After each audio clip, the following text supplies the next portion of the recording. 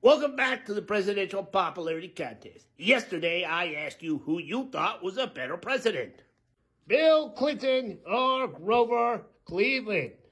A score of 58-62, Clinton wins it. This is strike one for Cleveland. Who do we got coming into the arena next? William McKinley, taking on Herbert Hoover. So, who do you think was a better president? William the Mountain McKinley or Herbert Hoover? Vote now. We have the results sometime tomorrow. McKinley, Hoover.